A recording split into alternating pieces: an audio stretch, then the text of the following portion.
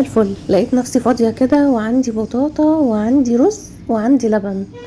قلت ايه لما اعمل حاجتين حلوين في نفس الوقت يقعدوا معايا بقى ايه بقية الاسبوع اكلهم على مهلي. ده كيلو من البطاطا. يعني حاولوا تنقوها كده عدلة، طويلة وعدلة مفرودة عشان تعرفوا تقشروها بالمقشرة وما تبقاش فيها زوايا ومنحنيات وحاجات من دي. قشرتها كده، وطبعا بعد ما غسلتها قصدي قشرتها وبعد كده غسلتها. بعد كده هبتدي بقى اقطعها يعني زي ما انا عايزه، وكاني هعمل مربى بس هي مش هتبقى مربى. هقطعها كده حلقات تخينه عادي، وهرش عليها رشه سكر.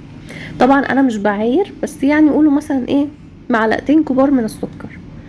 البطاطا دي ما كانتش مسكره بالدرجه، فالسكر خلاها حلوه يعني. هبدأ بقى بعد ما ارش عليها السكر هنطقها كده في الحلة، يعني اقعد يحركها عشان السكر يغلفها، وهحطها على النار بدون اي سوائل خالص، وهوطي عليها النار وهغطي الحلة، وهتابعها بقى لحد ما تبقى زي المسلوقة، بس هي منها فيها فهتبقى حلوة جدا. حلو كده. وانا بحطها بقى هضيف مكون سحري كده، عودين قرنفل صغننين دول.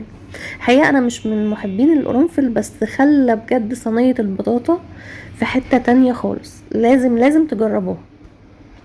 المهم هبتدي بقى حطيتها في حلة تانية علشان اصغر، يعني عشان احطها على النار، وهغطيها زي ما قلنا وهسيبها بقى تعيش حياتها.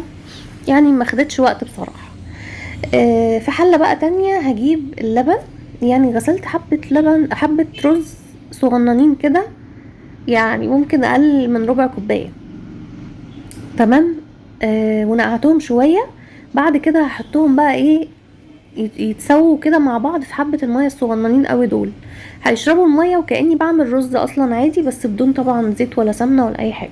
يعني كأنه رز مسلوق، حبة صغننين في حبة مية صغيرين كده. اول ما الاقي الرز بقى استوى وشرب الميه، هكون محضره كيلو من اللبن جايباه من عند اللبان على طول، ما غليتوش ولا حاجه. هحطه بقى على الرز الجميل ده، وهحط كيسين فانيليا وشويه سكر، وخلاص كده شويه نشا بقى في الاخر اعقد بيها القوام. ما بحطش بقى كريم شانتيه ولا اي حاجه. فاتني اصور لكم نهايه الشكل في المنظر يعني وهو في الاطباق، بس يعني اعذروني الوقت كان ضيق جدا معايا. لو عجبكم الفيديو متنسوش لايك وشير. اللي في الاخر ده نشا على ميه. ضفت بقى النشا للبن والرز بلبن. تعالوا بقى نرجع تاني للبطاطا. خلاص استوت كده وهرستها زي ما انتوا شايفين. انا بحب شكل البطاطا جدا وهي مهروسه وجميله كده. بعد ما هرستها كده هحضر بقى الصينيه او القالب اللي انا هحطها فيه.